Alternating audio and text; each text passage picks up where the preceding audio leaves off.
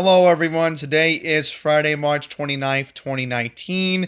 I can't believe I'm actually got to say this. We actually have a 29th of the month for the first time in a while. Considering that February, March, the repeating days. Thankfully, with the leap year next year in 2020, we won't have that conflict, but needless to say, we'll have a fresh new month starting on Monday the 1st. Yeah, Pine Power LI just spoiled the video there for just a second, but we are going to get to it. The news about Pat Voy, but this is more important in my book because I've been waiting a while to hear news about what happened over the 111 precinct car fire. So the good news is the police have found a suspect.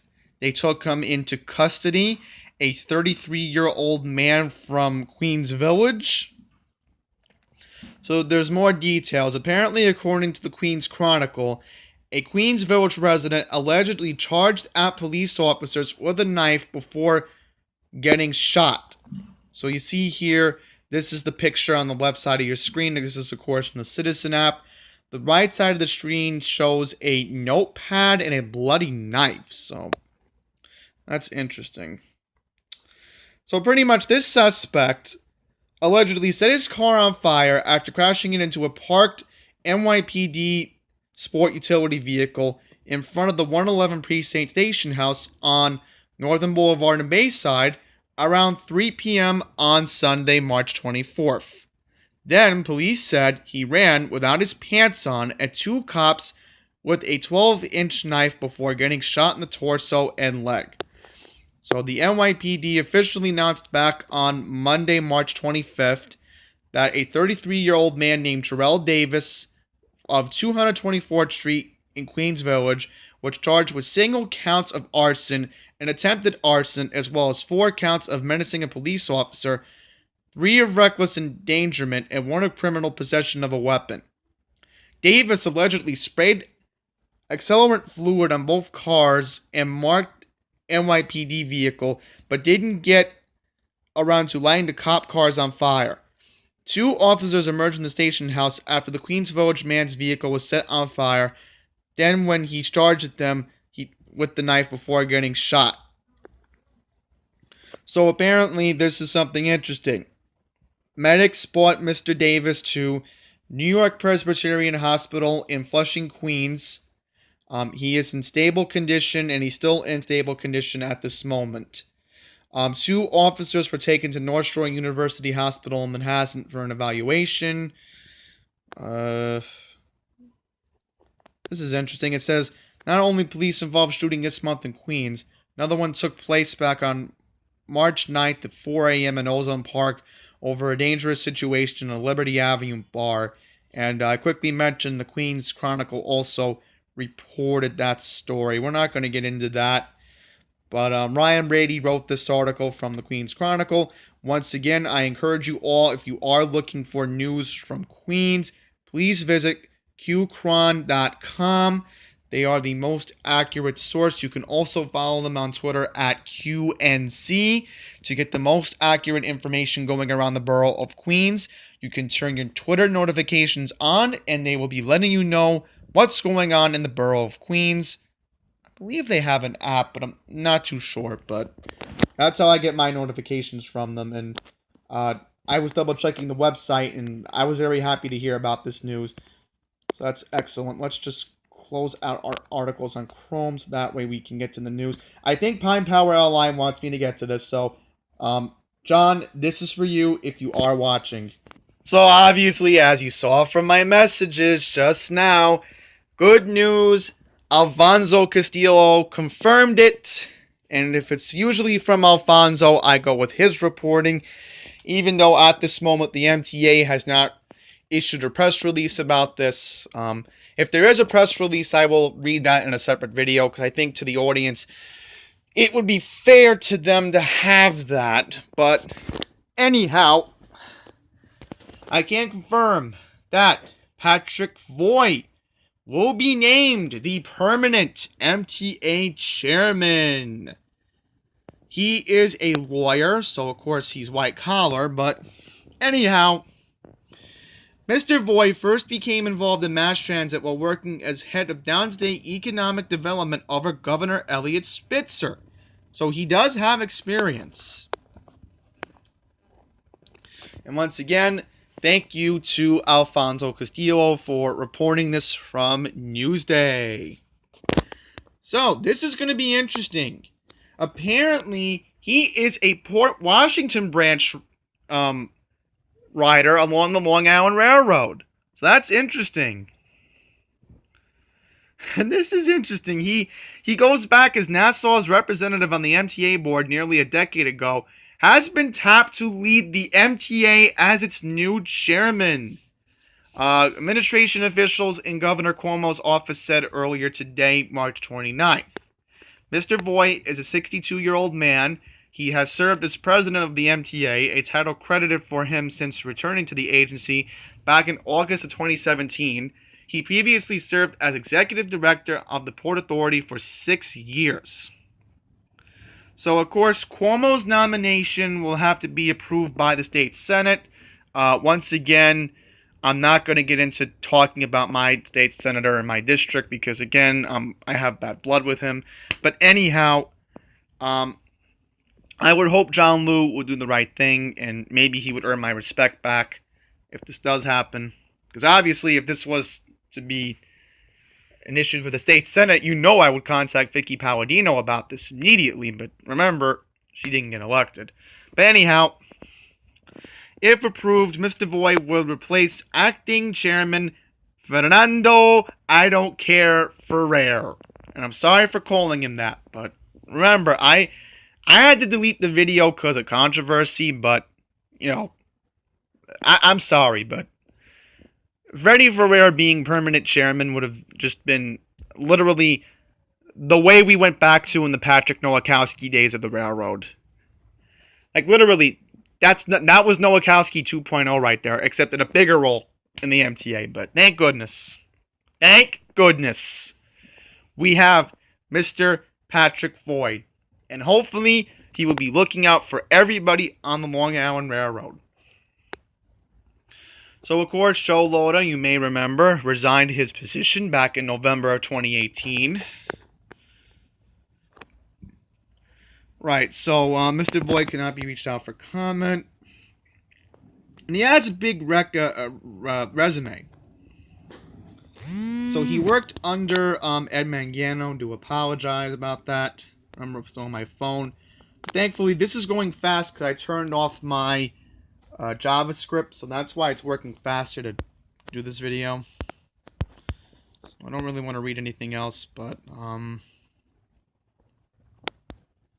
yeah, and even Philip Bang wanted him to be appointed to this role. So I'm hoping if we have a service suspension, maybe Patrick Voigt will have some tie into the Queens Village or College Point or Casey Stengel depots, and he'll ask them if they can do some runs, or possibly, I know I'm a hypocrite for saying this, but maybe even Nice Bus can do some bustitution if there's an emergency suspension on the railroad.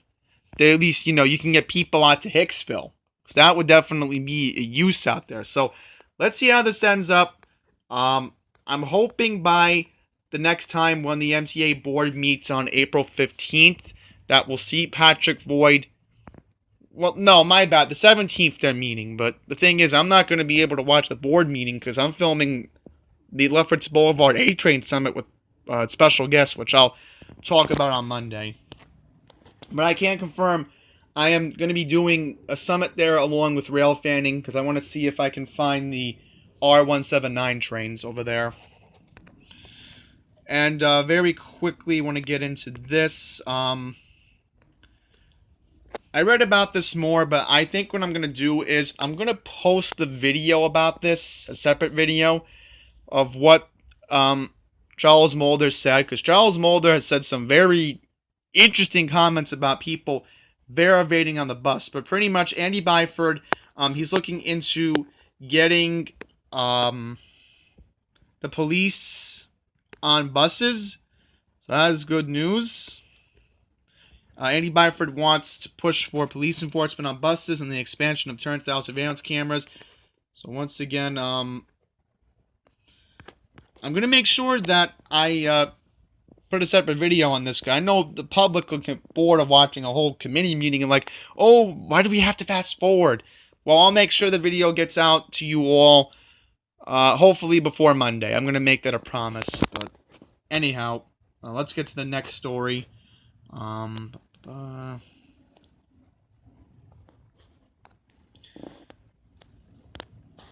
Also, very quickly, I want to mention that they are going to be looking into putting a pilot of bus cameras that can automatically ticket drivers' vehicles for standing or parking in dedicated bus lanes and issue a $115 summons. Daryl Ivrick is, of course, in favor of this plans, and of course, he's trying to speed up buses, so we'll see how this ends up. I just wanted to quickly bring that up. So we're going to talk about two other transportation issues, and one actually has to do with people's spring break plans across the country. We'll get to that in just a second, but I do want to talk about the awful thing that happened in Brooklyn. Media's been picking up.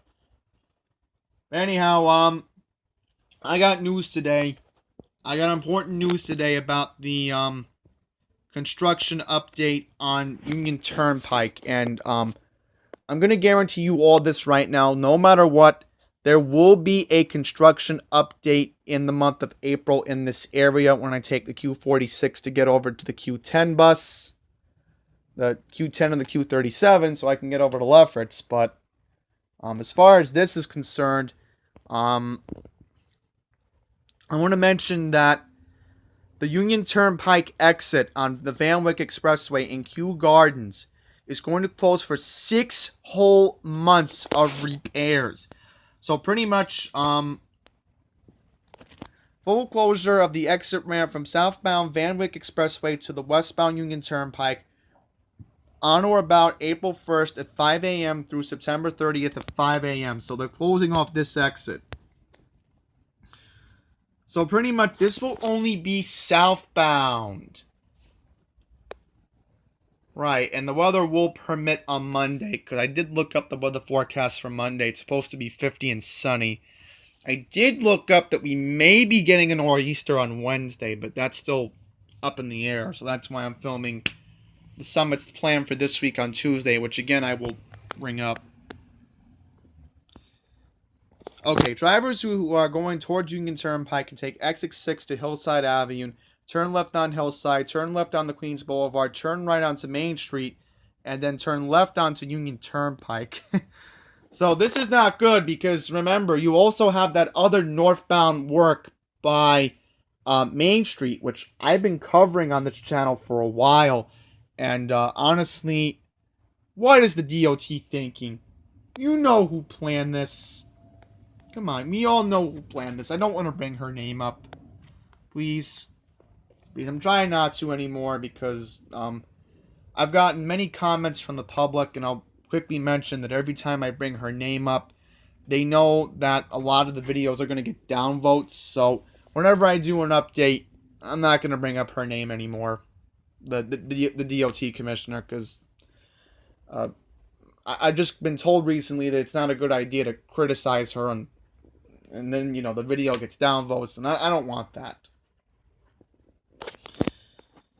So they're pretty much repairing the ramp, it looks like. So, yeah, that's all I wanted to get out to you all. Very quickly, I want to Google something before we get to the Trump news. I forgot to look this up. I do apologize, folks. I know starting on Sunday, and I brought this up with my dad because my dad wanted to know about this. My dad was mentioning you should look it up, the MTA Bridge and Tunnel. MTA Bridges Tolls. Just want to try to look it up. And excuse me, my throat's a little bit dry, so you're going to have to deal with that burden very quickly. Let's see if it'll pull up. Don't think it will at the moment. Yeah, here we go. I think we'll just go with this article. from CBS New York. It'll just be easier to read. Because it'll load very quickly now that I don't have the JavaScript turned on. So, pretty much, all we know right now is that the tolls will be starting on Sunday. So, pretty much, the MTA fares are going up on April 21st. Anyhow, I'm trying to pull up this information here. So, Easy Pass for river crossings will go up, well, a majority of them will go up from $5.76 to $6.12.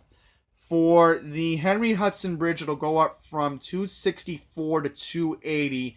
For the Verrazano Bridge, it'll go up from $11.52 to $12.24. I quickly want to mention this right now, that if you don't have Easy Pass and you take the Throgs Neck, Whitestone, or Triborough bridges, the toll's going to be $9.50. And I know this very well because I brought this up to my dad and I researched the MTA file, but I know it's going to be $9.50 for the bridge crossing in Queens if you don't have Easy Pass. And for the Verrazano Bridge, this is non-Staten Island residents.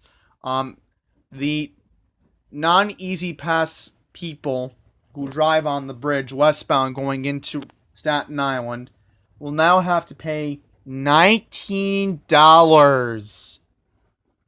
That is outrageous. That's almost $20 to go into Staten Island?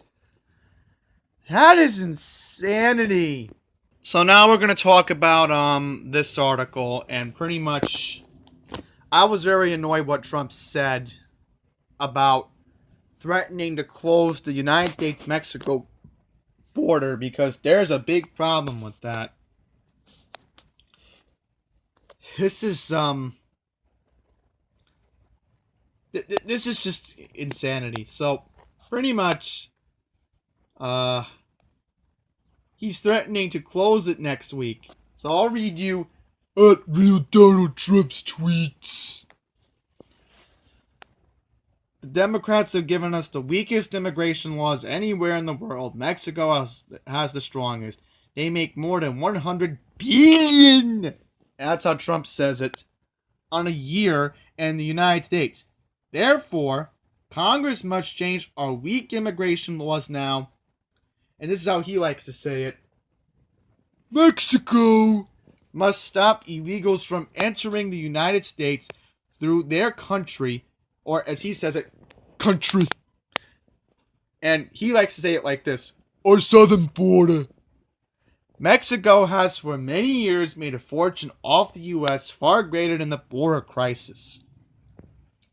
Now, this is the part that made me irate, and many other transportation advocates irate too.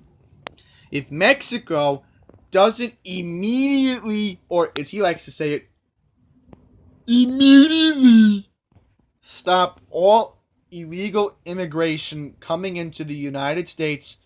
And by the way, shame on Trump for not putting the T on that, because literally I was texting one of my closest friends and he almost pointed it to me out that why didn't Trump add on through the letter H? And I told my friend, no, I literally copied the tweet from the Twitter app. But anyhow, he said, I will be closing the borders or large sections of the borders next week. So that's sometime after Monday, April 1st. And again, I'm just annoyed that he's literally thinking of doing this, because here's the thing. It's spring break. Alright? So the people who want to drive into Tijuana or even drive into Cancun from Texas or California, if the borders close, their vacation's canceled. So Trump is screwing the tourist industry. He is screwing the tourist industry to prove a point that, once again, he wants to build the wall. He's crazy! Why? Why? He's ruining innocent people's lives. He's insane. That is outrageous. Very bad, Trump. That's all I'm going to say. Very bad. So lastly, we got to talk about something unfortunate that happened. If you didn't hear what happened in Brooklyn, I'll go into it. Unfortunately, we had another junior incident. And Junior Guzman, the kid who was murdered in the Bronx last summer, unfortunately, deja vu has happened again, this time in Brooklyn. So, I'm not going to show you these pictures. So, this is insanity. These three suspects were also linked to the murder of Junior Guzman last year. 21-year-old Taekwon Eversley was gunned down around 5:15 p.m. back on Tuesday, March 19th, after being chased by a group of men to the streets of East New York, according to the NYPD. Surveillance video released to the media back on Thursday, March 28th, shows Eversley running up and down several blocks in an attempt to get away from the suspect. At one point, he hides behind a parked car. Chief Michael Kemper said in a press conference back on Thursday, the victim is literally running for his life. So, pretty much, I want to thank Chief of Detectives Sherman Shea for, again, letting the public know about this. Right. So, pretty much, he did that. And I'll quickly mention that I will, if the Chief is watching, I will retweet your tweet because, the thing is, I actually follow the Chief very closely on Twitter, so he's kind of upset I didn't notify the public about this, because remember, I'm sort of linked to other groups that are in police malevolence in Nassau and the city. But anyhow,